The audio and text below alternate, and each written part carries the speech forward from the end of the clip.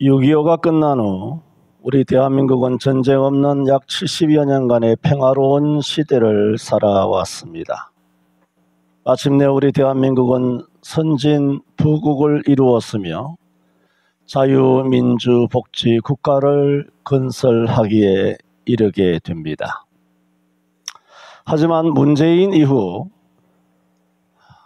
계시록에서만 이야기해왔던 7년 대환란이라는 것을 내 생애에 목격하게 되는 것인가?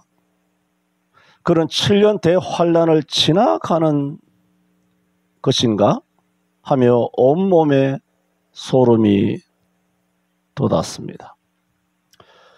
더군다나 우리 자신도 힘들지만 이 대한민국 땅은 우리 자녀들이 후손들이 살아가야 할 땅이기에 오늘과 내일을 생각하면 마음이 무거웠습니다. 70년 자유 대한민국에서 마음껏 신앙생활하며 살아왔던 나요 우리이기 때문에 저는 이런 시대가 올 줄은 꿈에도 생각지 못했고, 내가 그렇게 사랑하는 또 존경하는 대한민국의 모든 목사님과 한국교회가 이렇게까지 타락했을 줄은 미처 몰랐습니다. 저는 그런 시대를 지나왔고 또 더 심한 이 준공 대통령 시대를 지나가면서 저는 이런 시대를 성경은 뭐라고 말씀하시는가 수년 동안 저는 궁금했습니다. 그러나 두 가지 문제 때문에 저는 이 문제를 다루지 않으려고 피하려고 해왔습니다. 첫째는 두렵기 때문입니다. 두 번째는 이 작업이 내게 너무 힘든 어려운 작업이기 때문에 매주일 설교 여러분은 어렵게 들리겠지만 여러분에게 어렵게 들리는 그런 설교보다 더 어려운 메시지를 내가 준비해야 되겠기 때문에 그냥 쉽게 가자. 그래서 웬만하면 어려운데 내 발을 담그지 않고자 하는 그런 이기적인 마음도 있었습니다. 저는 오늘 말씀을 통해서 과연 성경은 지금 우리 대한민국과 우리들이 살아가는 이 시대를 무엇이라고 말씀하고 있는가? 그리고 이 땅에서 일어나는 일들은 성경에서 말씀하신 종말의 어디쯤인가? 세 번째는 성경에서는 앞으로 어떤 일이 벌어질 것이라고 말씀하고 있는가? 저는 오늘 여러분이 암송하고 익숙한 본문 17장 17절 말씀을 통해서 하나님의 뜻으로란 제목으로 말씀을 드립니다. 제가 준비한 말씀이 A4 용지로 24장입니다. 아마 4시간, 5시간 계속 설교를 해야 마칠 것이기 때문에 오늘은 17장 17절 본문을 잡았기 때문에 성경 해석에만 집중함으로써 단 2장 먼저 여러분에게 말씀을 전하고자 합니다.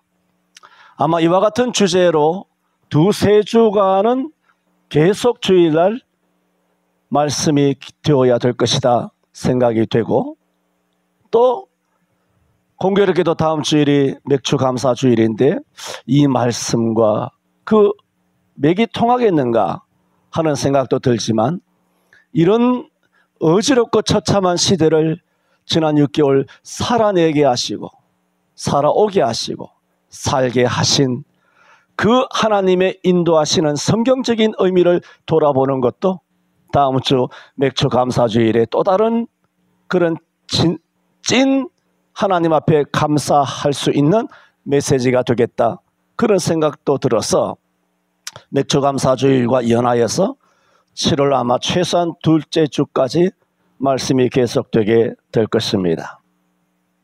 저는 먼저 오늘 2가지 중에 첫 번째 말씀을 드립니다.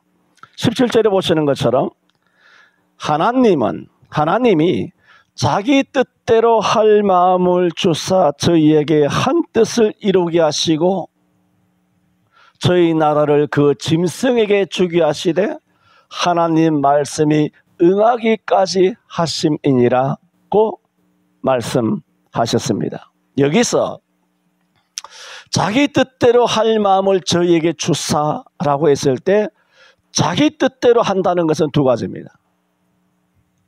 하나님이 자기 뜻대로, 첫 번째가 뭐냐?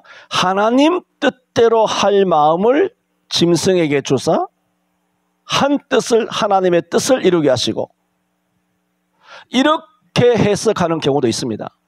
이 해석을 지지하는 사람들도 적지 않습니다. 그러나 저는 이 계시록 17장 전체의 문맥과 17절의 말씀, 16절의 말씀을 보더라도 그렇게 해석한다고 2단이다, 3단이다 그렇게까지 과하게 반응할 필요는 없겠지만은 이것은 그거보다는 차라리 하나님이 자기 뜻대로라는 것은 하나님 뜻대로 할 마음을 짐승에게 준다는 것이 아니라 지를 멋대로 할 뜻을 뜻대로, 자기 멋대로, 자기 꼴리는 대로, 판사들이 멋대로 방망이로 휘두르듯이 탄핵시키듯이 지를 멋대로, 이재명이처럼 멋대로 할 그런 뜻대로, 네 멋대로 하라 할 뜻을 뜻대로 할 악랄한 마음을 저희에게 주사, 그래서 그들이 멋대로 행동한단 말이에요. 대한민국에서, 전 세계에서. 그러나 결국은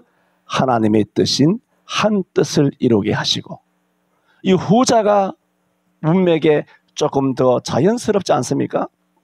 그래서 지금까지 우리가 이 구절을 암송하면서 쭉 통성기도 할 때도 이런 맥락에서 계속 말씀을 잠깐 언급을 했지만은 그런 말씀을 드려왔고, 오늘 17장 17절을 오늘 본문으로 삼아 설교하는 것은 아마 처음인 것 같습니다만은 오늘 이 말씀에서 전자보다는 후자의 의미가 자연스럽다라는 말씀을 드립니다.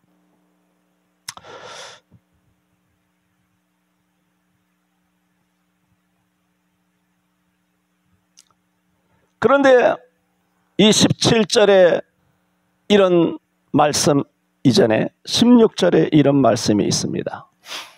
내가 본 바 이 열불과 짐승은 계시록에서 세속 권력을 말합니다.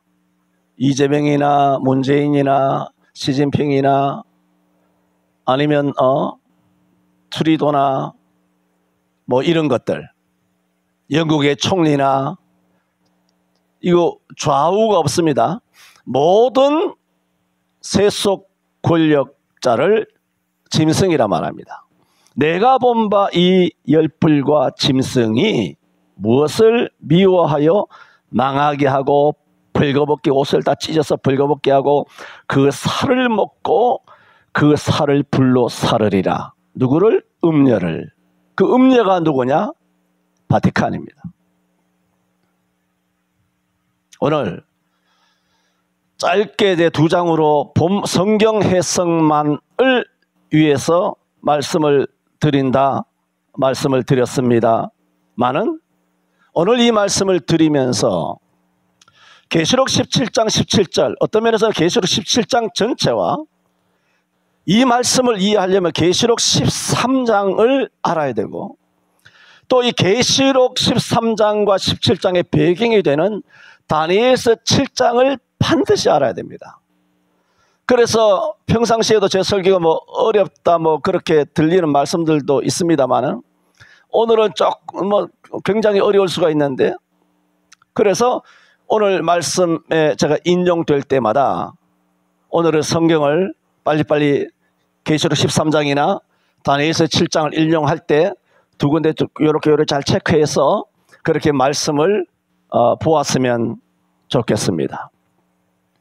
이렇게 16절 말씀은 세속 권력인 짐승이 종교 권력인 음녀 바티칸을 멸망시키게 된다. 16절 말씀이죠. 그 다음에 17절에 뭐라 그럽니까? 하나님이 이렇게 할 마음을 세속 권력인 짐승에게 주사 하나님의 뜻을 이룬다는 거예요. 그게 뭐예요? 바티칸을 잡아 족치고 불사르고 살을 먹고 빨가벗기고 그를 처단하고 멸망시키는 것이 뭐다? 한 뜻이다는 거예요. 누구 뜻? 하나님의 뜻을 이루게 하십니다. 그래서 17절 해석의 그 의미를 제대로 알려면 16절을 보면 이런 일을 하도록 세속 권력에게 힘을 줘가지고 바티칸을 작살내는구나. 트럼프가 최근에 바티칸에 있는 교황 잡들이하고 그 다음에 새로운 거 하나 세웠지 않습니까? 그 사람이 바티칸 1600년 AD 5세기거든요. 약 460년도에 바티칸이 만들어지고 나서 약 1600년 동안 아메리카에서는 교황이 안 나옵니다. 전부 다 유럽, 스페인, 아니면 포르투갈, 아니면 파리, 동서 유럽에서만 교황이 나오지. 미국 땅인 저 신대륙 아메리카에서는 교황이 나오는 법이 없습니다. 근데 트럼프가 농담을 하지 않습니까? 사진에 올린 거 보셨습니까? 옛날에 트윗이라 그러나 X가 요즘 그 일론 머스크가 트위터를 작살내고 그걸 X로 바꿨잖아요.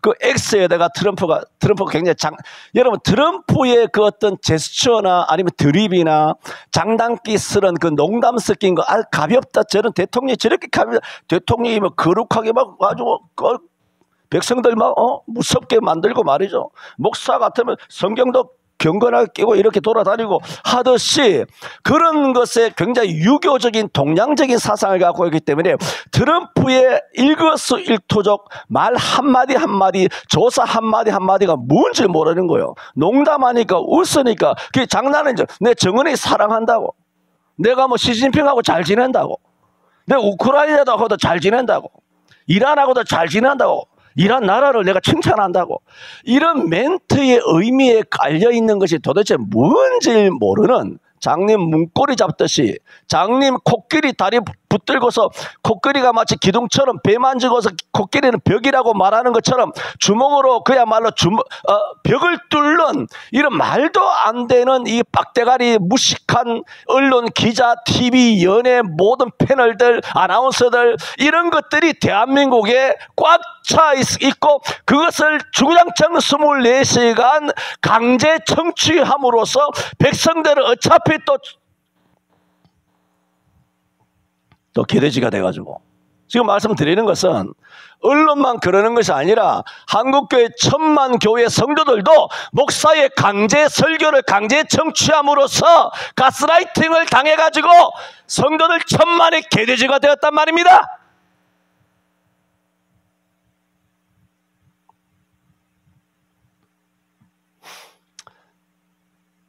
제가 이거 옆으로 안 가려고 했는데 지금 음료가 나오니까 바티칸 나오니까 교황 바뀐 것을 썰이 아니죠. 실제로 일어난 이 역사 가운데 있었던 거 이걸 말씀드리는 것은 그러면서 트럼프가 뭐합니까? 교황 확 바꿔버리고 죽여버리고 어떻게 하나요? 교황의 모자를 자기가 썼잖아. X에 올라왔잖아. 못 보셨습니까? X라고 하니까 이런 뜻이 아니에요. 그리고 올라왔잖아요. 그건 뭐 다음 주일날 설명이 되겠습니다만은 그게 뭐냐 하면 교황은 내 발바닥에 있다는 그 뜻이에요. 그 사인이에요. 바티칸을 정복했다는 거. 지금까지는 바티칸이 세상을 정복했지만 이제는 내 발바닥이 때라는 것을 선언하기 위해서 내가 평상시에 교황이 쓰는 모자를 한번 쓰고 싶었어 하고 농담조로 그러면 세상 사람들 분노할 거 아니에요. 어디 교황의 모자가 무슨 뭐 고산 무슨 뭐 모자냐, 군대 모자냐, 경찰 모자냐, 그걸 말이지 트럼프가 저렇게 일국의 대통령에 대해서 재신도 없고 말이죠, 종교인을 존숭하는 것도 없고 저게 무슨 저렇게 가벼운 행동이냐. 그 욕먹을 짓이잖아요. 다 욕만 하고 앉았잖아. 그게 뭔 뜻인지 몰라요. 그 깊은 뜻에는 바티칸을 작살났다는 거예요. 이제 좌지우지한다는 거예요. 누가? 트럼프가. 오늘 6장에 짐승이 음녀를 미워하여 발가벗기고 살을 먹고 불로 살으리라 하는 열불을 가진 그 짐승이 트럼프라는 뜻이 아니라, 트럼프라는 뜻이 아니에요. 그거는. 그러나 일단은 세속 권력 맞잖아. 세속 권력이 작사를 낸 거예요.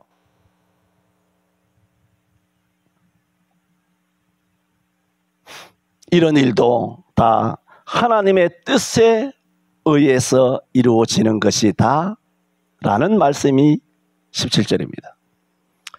여러분, 로마서 13장 1절에 모든 권세는 하나님으로부터 나지 않음이 없느니라 하는 말씀처럼 지금 우리는 답답하죠.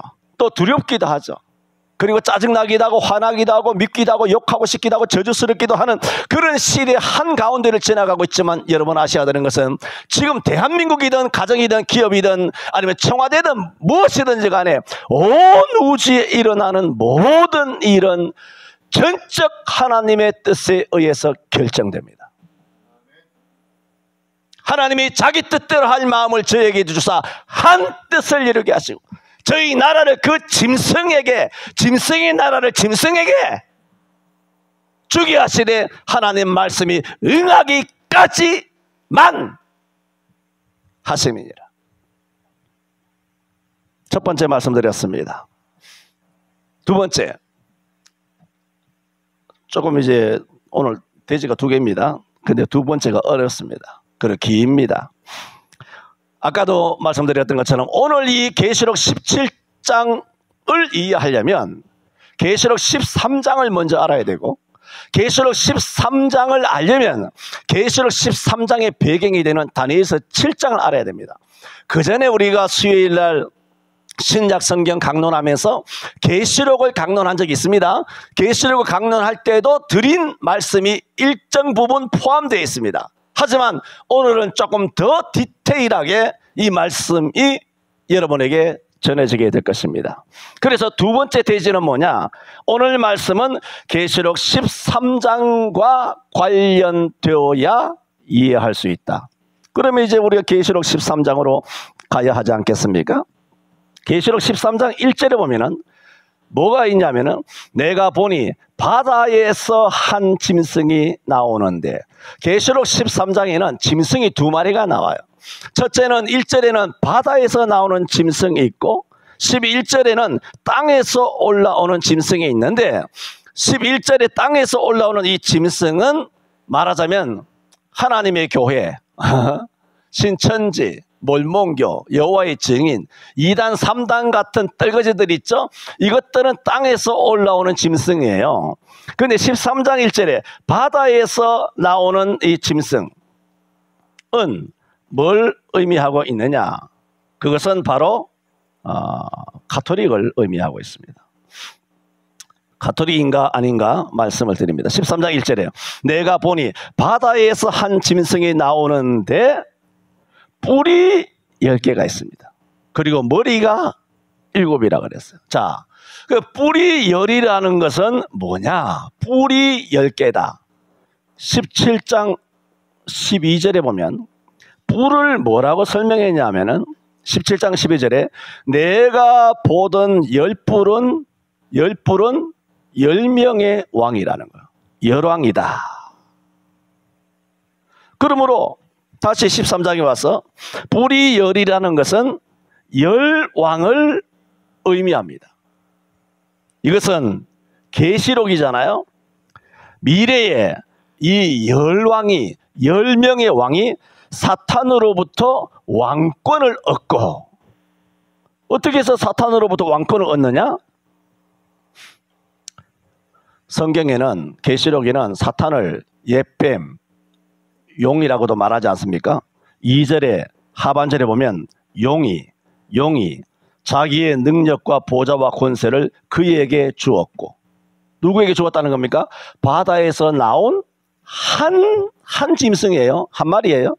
바다에서 나온 한 짐승, 10뿔을 가진 그 짐승에게 사탄이 자기의 능력과 보좌와 권세를 그에게 주었고, 4절에도 용이 짐승에게 권세를 주므로 용이 자기 권세를 주었다는 말이 2절에도 있고 4절에도 있는데 그 짐승이 무슨 짐승입니까? 한 짐승이죠. 그런데 그 한 짐승이 뭡니까? 10뿔을 가진 짐승이란 말입니다. 그런데 그 10뿔이 뭡니까? 열왕이란 말입니다. 그러면 열왕은 사탄이 준 막강한 권세를 가지고 있는 열왕, 그 얘기잖아요. 이런 열왕이 사탄으로부터 막강한 왕권을 얻은 다음에 말하자면 그러므로 당연히 사탄을 경배하고 사탄적인 역사에 종사할 것이다. 그래서 8절에도 보면은 용이 짐승에게 권세를 주므로 짐승이 어떻게 합니까? 용에게 경배하며, 그렇게 말했잖아요. 용에게 경배하며 짐승에게 경배하며, 그렇게 말하고 있는 것입니다. 그러면 바다에서 나오는 한 짐승 1절에 뿌리 여리오를 설명을 드렸습니다. 그럼 머리가 7이라 하는 것은 뭐냐? 머리가 7개라는 것은 딱 지 아버지 닮았다는 겁니다. 왜? 이 뱀이 머리가 7개입니다. 계시록 12장 3절에 보면 옆에 있잖아요. 하늘에 또 다른 이적이 보이니 보라, 한 큰 붉은 용이 있어 머리가 몇 개라고? 머리가 7이요. 그러니까 오늘 13장 1절에 바다에서 한 짐승이 나오는데 뿔이 10개요 머리가 7이라 했는데 뿔이 10개는 용 사탄으로부터 막강한 권력과 능력을 받아서 사탄을 위해서 일생토록 살아가는 종사하는 그런 세력을 말하고, 그 다음에 머리가 7이라는 것은 그런데 이놈이 사탄으로부터 권력만 받은 것이 아니라 딱 지 아버지를 빼닮았다는 거예요. 그 뭡니까? 마귀를 닮았으니까 이 한 짐승이 뭐라는 겁니까? 뱀새끼라는 거예요. 마귀 새끼, 사탄의 새끼. 여러분 새끼가 개새끼잖아요. 송아지 새끼, 닭 새끼, 다 돼지 새끼. 그 뱀 새끼예요, 사탄의 새끼가. 왜? 어디 있느냐? 계시록에서 딱 자기 아버지를 닮았다는 것입니다. 자, 이런 13장은 다니엘서 7장을 배경으로 하고 있습니다. 다니엘서 7장 1절에 가면 다니엘이 그 당시 바벨론의 제일 마지막 왕이 벨사살 왕이잖아요. 그 벨사살이 왕으로 즉위했던 첫 해, 그러니까 벨사살 왕 원년에 다니엘이 밤의 꿈에 이상을 보게 됩니다. 그게 다니엘 7장입니다. 그러면서 이상을 쭉 설명을 하는데 3절에 큰 짐승 넷이 바다에서 나왔는데, 자, 아까 계시록 13장 1절에는 바다에서 짐승이 몇 마리 나왔다고? 한 짐승이라는데 분명히 그렇게 강조해서 말씀드렸습니다. 그런데 다니엘 7장에 다니엘은 짐승이 4마리예요. 큰 짐승 넷이 어디서 나왔다? 이것도 바다. 이 바다라는 것은 내가 지금 다 이것을 인용 못합니다만 바다는 민족과 방언과 모두 국가를 다 바다라 그래요. 그러니까 그 위에 세워져 있는 거예요. 이 바티칸 보세요. 전 세계를 아우르잖아요. 전 세계 대통령이 가서 아련하고 뭐 교황이 왔네 말았네 하면서 막 나라가 들썩들썩 하지 않습니까?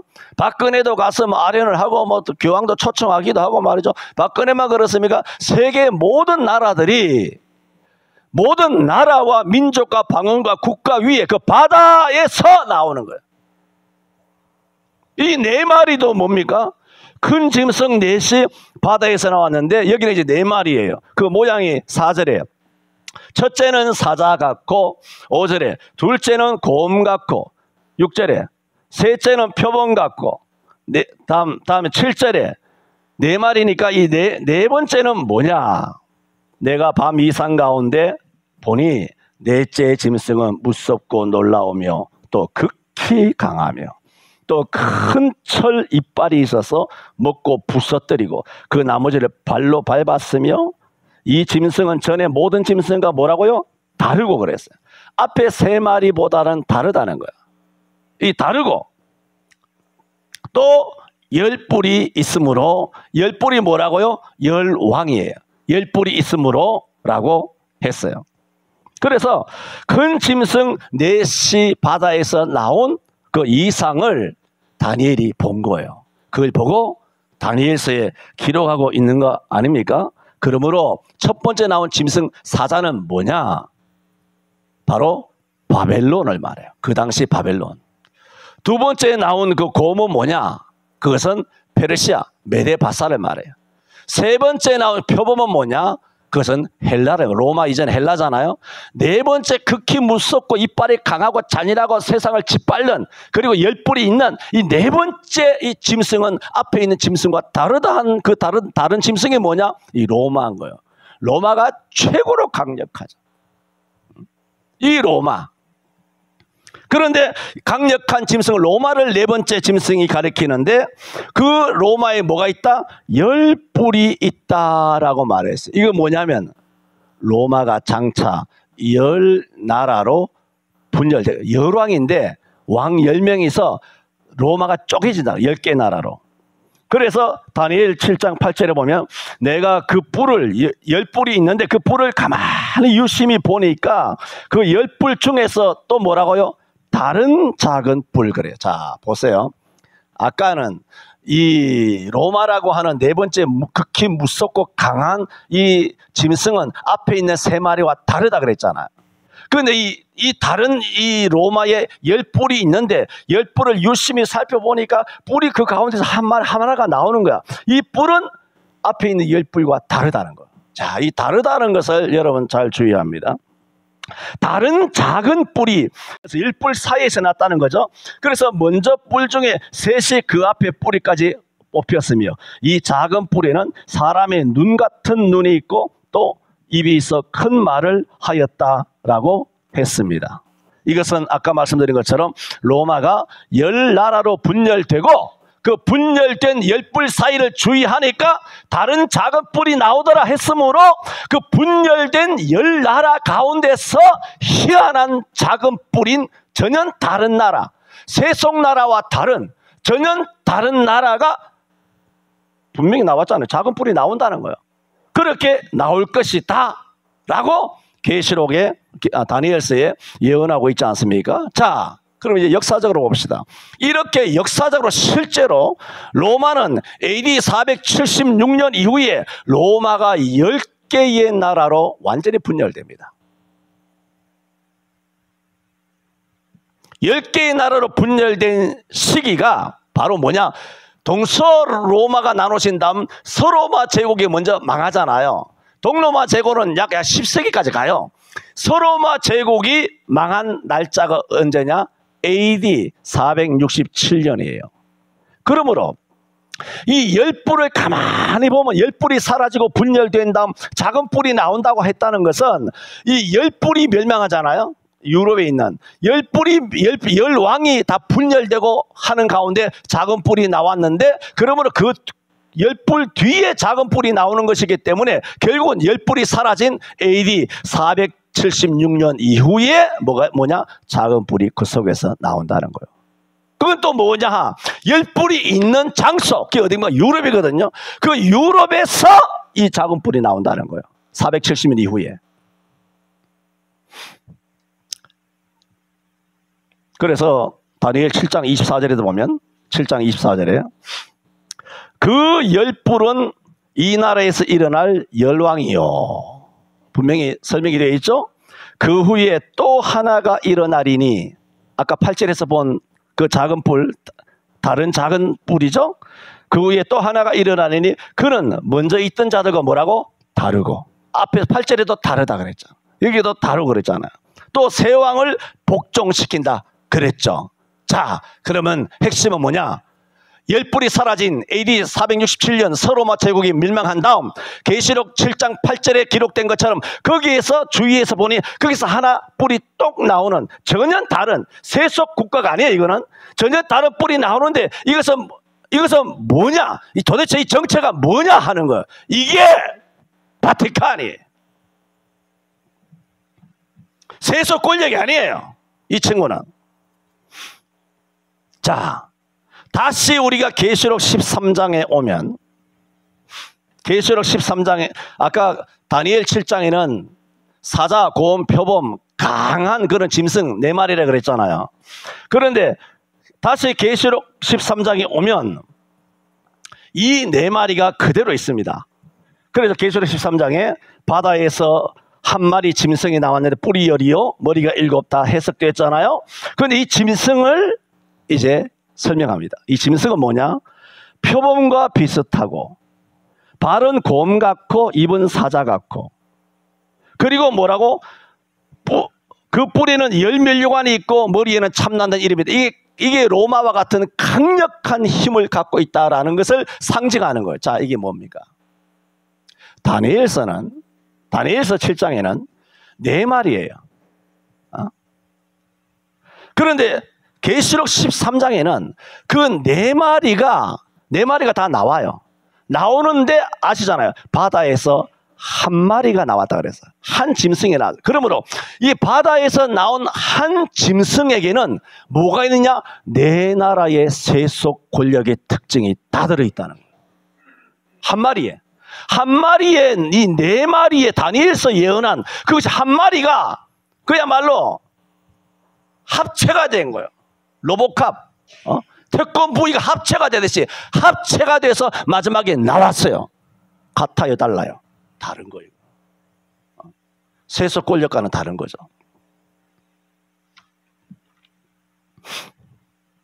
그러므로 계시록 13장은 다니엘 7장에 나온 4 짐승의 혼합 형태예요. 하나로 합일된 거죠. 그것을 뭐라고? 1절에 13장 1절에 그래서 한 짐승, 계시록 13장 1절이잖아요. 한 짐승이다. 한 마리다. 그래서 분명히 한 짐승인데 4마리의 특징을 다 갖고 있어요. 그러므로 13장에 오늘 나온 한 짐승은 다니엘 7장에 4 짐승이 의미하는 바벨론, 바사, 헬라, 로마 제국의 복합적인 성격과 그 4개 제국의 권세를 다 가진, 그 특징을 다 가진 막강한 지구상 유일하게 최강한 짐승이라는 겁니다. 이 복합적인 짐승은 강력한 왕권을 가지고 있다는 겁니다. 그 출현한 시기가 소로마 제국이 멸망한 AD 467년 이후라고 말했는데, 그 시기에 나온 것은 여러분 세계사를 눈에 불을 켜고 여러분 세계사 다 배워봤잖아요. 여러분 다 검색해봐. GTP를 검색을 하든 뭘 하든 간에 세계사, 세계 백과사전을 놓고 세계사를 한번 다 공부해보세요. 그 시기에 막 이런 강력한 제국이 어디 있습니까? 로마 시대 이후에 무슨 제국이 나타났죠? 여러분 서양 고대사, 중세사, 근세사, 현대사 이르기까지 서양 역사를 보면 뭐 있습니까? 없습니다. 제국이 없어요.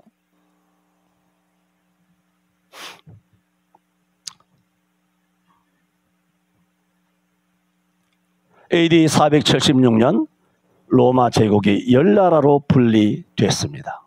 앵글로 섹슨, 프랑크, 알레마니, 벌건디언, 반달, 수에비, 동고트, 서고트, 헤룰리, 롬바르드, 이렇게 10개 나라로 10왕으로 분열되었습니다. 그 후 유럽에 유일하게 등장한 한 짐승이 가톨릭입니다. 다니엘서 7장에서의 10뿔 중에 작은 뿔이 나온다니, 작은 뿔. 오늘 계시록 13장에서 바다에서 나오는 한 짐승은 AD 538년에 일어났습니다. AD 538년에 동로마의 서로바는 망했잖아요. 동로마는 여전히 황제 그런 시스템이, 국가의 그 체계가 이루어져 나고 있었는데, 동로마의 저스티니안 황제가 로마 감독인 유세비우스를 로마 교회의 우두머리로 세우고 종교, 정치, 군사, 군대까지 움직일 수 있는 막강한 권세를 로마 감독 유세비우스에게 주기로 선포를 합니다. 그때로부터 교황권이 세상을 지배하는 천년간의 중세 종교 암흑 시대가 열리게 된 것입니다. 또 이 짐승이 가톨릭인 것은 계시록 13장 5절에 뭐라고 말합니까? 이 짐승이, 다른 짐승, 네 마리 사자나 곰이나 표범이나 말한다는 말이 없어요. 그런데 이 짐승은 다르다 말했잖아요. 뭐 하느냐? 말하는 짐승이에요. 여기 짐승이 어떻게 말합니까? 이게 메시지를 전한다는 거죠. 우크라이나 전쟁이 없었으면 좋겠어요. 남녀간 동성 결혼도 내가 인정합니다. 이런 식으로 프란시스코 개 같은 놈이 그렇게 인정했지 않습니까? 이번에 미국에 의해서, 트럼프에 의해서 세워진 미국의 유일한 역대급 이 교황은 들어서자마자 프란시스코가 한 그 모든 것을 작살냈지 않습니까? 성비는 젠더는 남녀밖에 없다. 동성결혼 인정하지 않는다. 하면서 트럼프가 이 미국에 세워진 교황의 주둥아리를 통해서 트럼프가 전 세계의 가톨릭 정신차리라고 메시지를 내놓는 거예요. 프란치스코 한 것을 다 개박살을 내버리지 않습니까? 어쨌든 간에 이런 말하는, 겉으로는 성스러운 것 같으면서 뒤로 온갖 호박씨 더러운 비열한 잔인한 악랄한 이런 것을 다 까는 것이 천년 교황이란 말입니다. 이런 교황은 성경에 뭐라 그러냐? 말하는 짐승이라는 한 마리가, 딱 그 한 마리가 다른 것이 말한다는 거예요. 그래서 13장 5절에 또 짐승이 큰 말과, 여러분 교황이 보세요. 한마디 떠들면 KBS, MBS, SBS, 대한민국, 뭐 NHK, 뭐 중국 공산당, 미국 할 것 없이 전부 다 그걸 받아가 기사하고, 교황 납셨네, 교황이 평화를 이야기했네, 교황이 뭐 환경 보호하라고 했네, 교황이 뭐 전쟁 그치라고 했네, 교황이 우리 대한민국을 뭐 사랑한다고 했네, 교황이 우리나라를 축복했다고 하네. 이런 거지 같은 소리들을 이 개 같은 언론 기자 새끼들이 다 전 세계가 150개국이 다 받아 써서 다 그렇게 백성들 막 세뇌시키고, 백성들 교황 훌륭하다, 우리 우크라이나 우로 전쟁 때문에 고통스러웠는데 뭐 어떻고 저쩌고, 우로 전쟁 이야기했지. 다 이야기했어요. 이걸 더 디테일하게 몇 장 남았다고? 22장 남았어요. 근데 빠르게 말해서 다음 주까지 마칠 계획이에요. 7월 둘째 주까지. 그런데 미리 높아서 말씀드리는데, 오늘은 이 세상 돌아가는 전체가, 오늘 우리가 지나가는 것에 대하여 성경이 뭐라고 말씀하시는가, 이거 말씀한다 그랬잖아요. 성경을 이야기하는 거예요. 말씀만 이야기하는 거예요. 그런데 높았으면 말씀드린다고 말씀드렸는데, 말씀드리는 것은 앞으로 내가 22장 계속하게 될 때는 말씀이 없을 수 있어요. 왜? 지금 일어나고 있는 일들에 대하여 성경이 뭐라고 말씀하시는가 이기 때문에, 지금 일어나는 일들을 쫙 5대양 6대주에 대한 일어나는 일들을 막 어마어마하게 말씀을 드리게 될 거예요. 그러므로 다음 주일 맥주감사절을 설교 듣고 나서 목사님 오늘 성경 이야기는 하나도 안 하시대, 이런 헛소리 하지 말라. 미리 내가 말씀을 드리는 겁니다.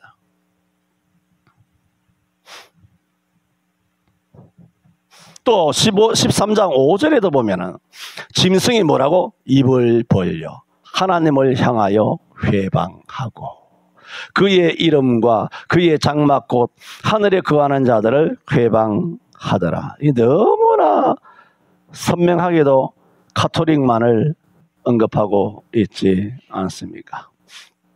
이렇게 작은 뿔 혹은 한 짐승은 하나님을 대적하는 세속 권력과 전혀 다른 종교 세력인 가톨릭을 말하고 있는 겁니다.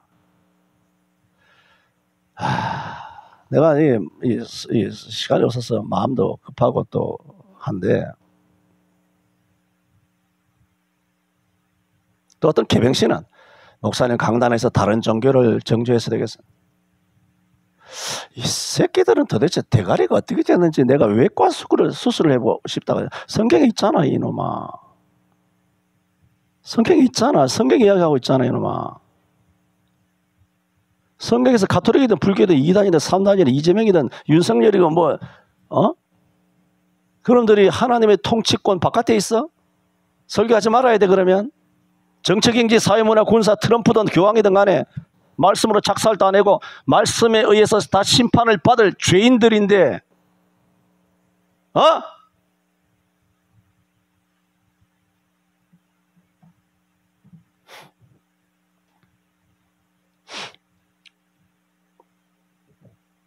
다니엘 7장에 다시 돌아갔어.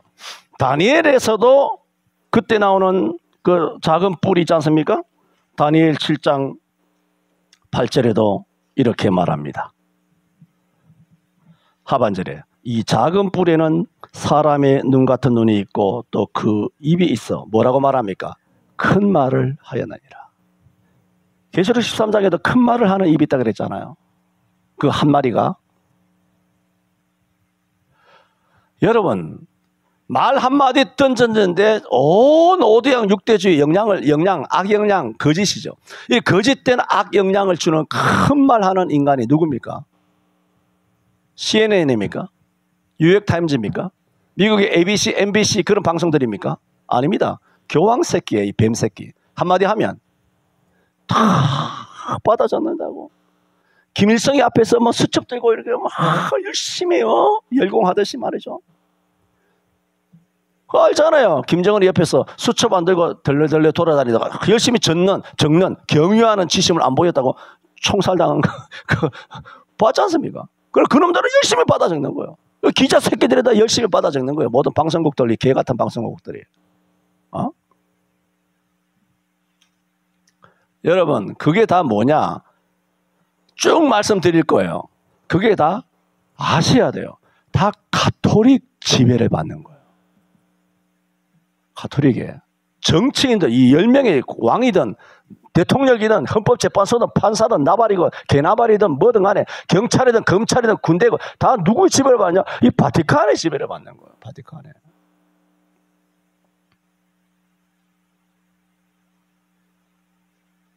그런데 와가지고 목사님 왜 그 교회에서 정치 이야기 하시는지 모르. 이 종갓나 새끼 이거 어떻게 해야 되겠나 이거.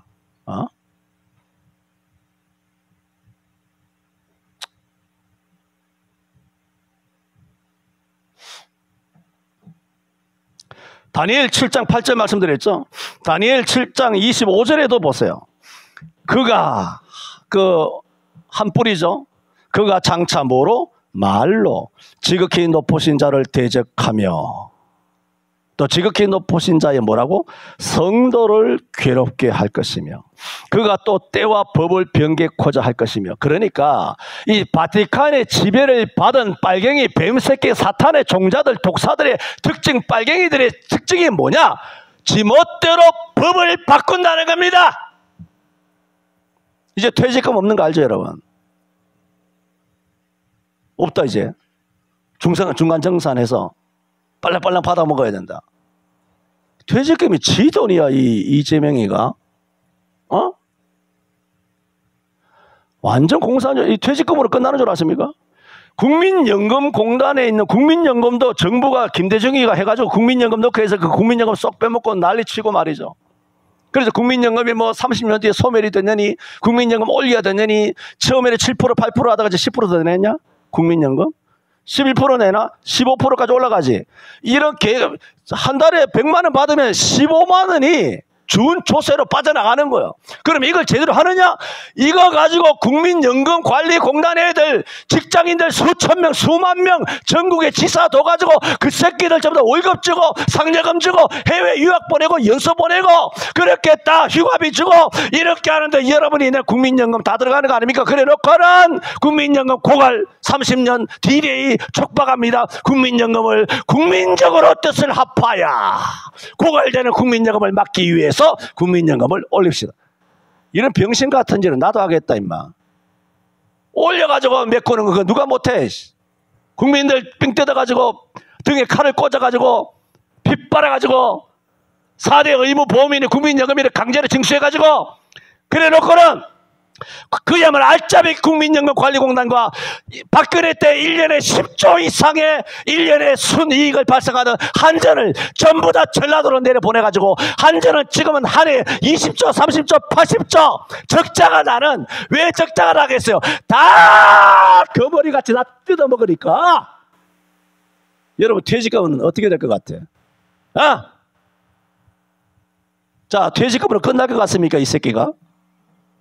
지금 뭘 말합니까? 가톨릭에 의해서, 가톨릭은 뭐라고? 때를 바꾼다. 법을 바꾼다. 그렇게 말해요. 헌법도 바꾸잖아요. 다 올렸죠. 단톡복 봤죠, 다? 이런 개 같은 짓을 나중에는 이제 여러분이 갖고 있는 차도 공유제로, 그래서 5년 10년 전부터 서울 시내 돌아다니는 경기도 차량 버스에 보면 공공버스라고, 무슨 60년대 50년대 북한 공산당도 아니고 그 화짱조 새끼들이 글을 모르니까 커다랗게 써붙였나 봐. 공공버스라고. 공공이란 단어는 빨갱이 단어잖아. 이거를 백성들에게 가스라이팅을 하고 자 귀에 익도록 나 공공이라는 말만 해도 극혐이에요. 아주 소름 끼쳐. 이런 어휘 하나하나가 얼마나 많습니까? 뭐 개새끼한테 엄마 아빠니 아들이 딸이 이런 거 말할 것도 없고, 이런 건 내가 수도 없이 말했고, 공공버스에 대해서도 말했고, 협동조합도 빨갱이로 들어가기 위한 점조직이 협동조합이란 말이에요. 왜? 거기에 사로잡혀 있으면 결국은 빨갱이에게 표를 몰아주지 않을 수 없기 때문에 그렇게 하는 거예요. 그것을 그리스가 하다가 그리스가 개망한 거 아니에요. 이탈리아가 개망한 거 아니에요. 거기가 바로 협동조합 시스템으로 돼 있단 말이에요.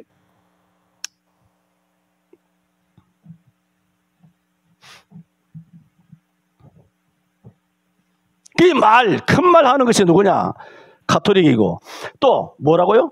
성도들을 괴롭게 할 것이며 라고 했어요. 2000년 세계사에서 7천만 명이라고 하는 기독교인들을 박해하여 죽음에 이르게 한 최고의 잔인한 세력이 바티칸입니다. 스탈린이 2천만, 모태똥이 6천만, 히틀러가 600만에서 1000만, 전에 설교 다 한 거예요. 보다 가장 잔인하게 많은 사람을 죽인 세력이 누구냐? 바티칸이에요. 이 새끼들이 로만 칼라에다가 신부복 쳐입고 수녀 그 탈 쓰고 제사장의 의복을 입고 아주 거룩하게 거닐고 돌아다니는 꼬라지를 보면 저 새끼들은 오한마로 대가리를 깨버리든가. 지난주에 했던 거 다시 한번 말씀드립니다. 모가지를 깨끗하게 씻고 기다리도록 해라. 농담 아닙니다. 내가 오늘 폭탄을 터뜨린다 그랬지 않습니까? 근데 폭탄을 먼저 터뜨리려면 이 성경적인 의미를 설명해야 되기 때문에 오늘 못 터뜨리고 다음 주 폭탄을 터뜨리도록 하겠습니다.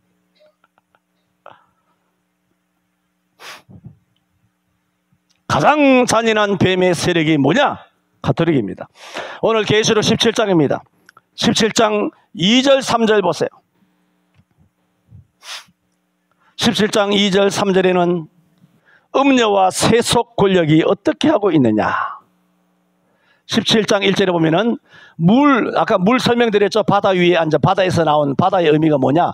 인종과 방언과 민족과 국가 그 위에 세속 권력 위에 있다는, 거기서 나온다는 말씀을 드렸죠. 10뿔 사이에서 작은 뿔이 나왔잖아요. 그래, 물 위에 앉은 뭐라고? 큰 음녀에 받을 심판을 내게 보이리라. 이 가톨릭이잖아요. 그런데 2절에 보면은 땅의 임금이 뭡니까? 열왕이잖아. 세속 권력. 땅의 임금들도 그로 더불어 음행하였고, 그러니까 지금까지는 뭐냐? 가톨릭과 전 세계 유럽의 뭐 G7이든 아니면 유럽에 있는 모든 국가든 일본이든 대한민국이든 전 세계 국가가 뭐냐? 가톨릭과의 세속 권력의 카르텔이거든요. 여기에 대한 자세한 것은 그 안에 뭐 바티칸 다 설명드렸잖아요. 그 다음에는 로스차일드, 그 다음에 뭐 일루미나티, 그 다음에 여기는 또 뭡니까? 조지 소로스라든가 아니면 또 뭐지? 석유. 나 이 사람 이름은 자꾸 잊어버렸는데. 석유 미국에. 그렇지, 록펠러, 이 개 같은 새끼. 이런 록펠러, 이런 세력들이 영국과 네덜란드와 벨기에 쪽에 있는 모든 왕족들이 얼마나 악랄한 인간들인가를 여러분 듣고 본 사람도 많겠지만 더 디테일하게 다음 주 말씀을 드리겠습니다만은 이렇게 땅의 임금들도 음료로 더불어 음행하고 땅에 거하는 자들도 그 음행의 포도주에 어떻게 취했다는 거예요. 지금 전 세계는 가톨릭에 취한 거예요. 누구까지? 목사 새끼들까지. 그 로만 칼라 쳐입고 나오는 거 봐. 성경도 개혁한 거라서 개혁 개정을 바꾼 거 봐. 원래 16세기 17세기는 로만 칼라를 입었어. 우리도. 그러나 지금은 누가 봐도 로만 칼라 이거 뭔지 알죠? 이거 로만 칼라 이렇게 딱 된 거. 그걸 입고 나오면 누가 봐도 저 신부라 그러지. 누가 목사라 그래요. 그것들을 문재인 이후에 전부 다 로만 칼라. 그래 텔레비에 나오면 이 새끼들 채널 돌리고, 나 이 채널 돌리는데 얼마나 선수가 돼야 되지 몰라. 병신 같더니 나와가지고 이 새끼들이 5만 원만 줘도 좋은 양복 입는데 로만 칼라 쳐맞추려면 그것도 몇십만 원. 뭐 로만 칼라가 뭐 기성복 있습니까? 돈 몇십만 원 주고 어디가 양복점에서 맞춰야 되겠지 뭐.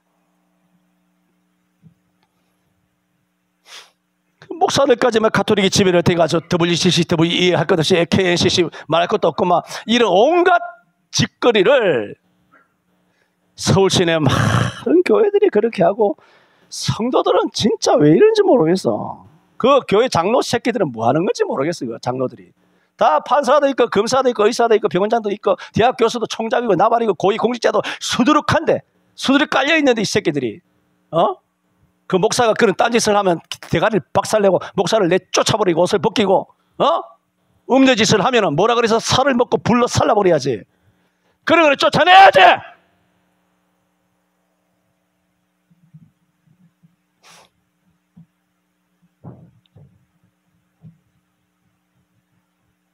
이렇게 계시록 17장 23절에는 땅의 임금들이 음료, 가톨릭과 카르텔을 갖고 있다는 것. 3절에도 보면 보세요. 여자가 뭐라고? 붉은빛 짐승을 탔는데 뭡니까? 사이가 좋다는 겁니다. 얼마 동안? 1000년 동안. 오늘날까지 사이가 좋게 지냈는데 16절에 갔어요. 이 열불과 짐승이 음녀를 태워줬던 짐승이잖아요. 음녀랑 같이 술을 마셨던 짐승이잖아요. 이 짐승이 어떻게 한다고? 음녀를 미워하게 된다는 거죠. 그럴 때가 온다는 거죠. 망하게 하고 빨가벗게 가지고 그 살을 먹고 불로 아주 살으리라. 이렇게 하나님이 자기 뜻대로 할 마음을 저에게 주사 한 뜻을 이루게 하시고 저희 나라를 그 짐승에게 주게 하시되 하나님 말씀이 응하기까지 하심이니라. 오직 뜻이 하늘에서 이룬 것처럼 이 대한민국에도 당신의 뜻이 이루어질지어다.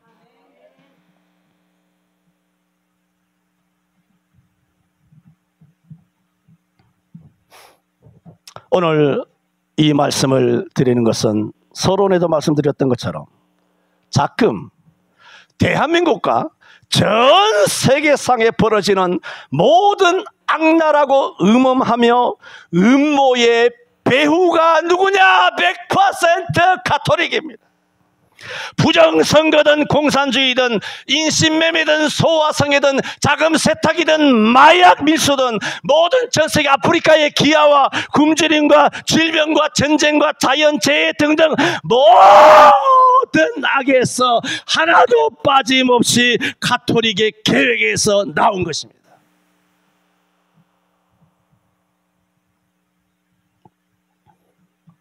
자금 대한민국의 이 참혹한 현실도 동네마다 서 있는 성당 새끼들 때문에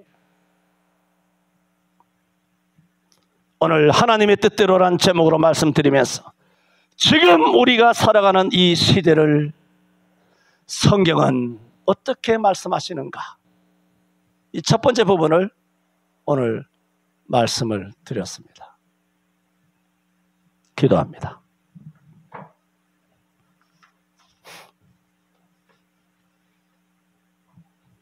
뜻이 하늘에서 이룬 것 같이 땅에서도 이루어질 줄 믿습니다. 뜻이 하늘에서 이룬 것 같이 땅에서도 이루어짐을 믿습니다. 그러므로 우리는 한 치 앞도 내다보지 못하는 흑암과 사망의 음침한 골짜기를 지나가고 있지만 우리가 그것을 두려워하지 않을 것은 주의 지팡이와 막대기가 우리나라와 함께 하시기 때문인 줄 믿습니다. 결국에 가서는 한 뜻을 이루시고 원수의 목전에서 상을 베푸시고 기름으로 우리 한국교회에 부으시사 우리의 축복의 잔, 성령 충만의 잔이 1980년 이전처럼 넘치게 될 줄로 믿습니다. 할렐루야. 예수님 이름으로 기도하옵나이다. 아멘.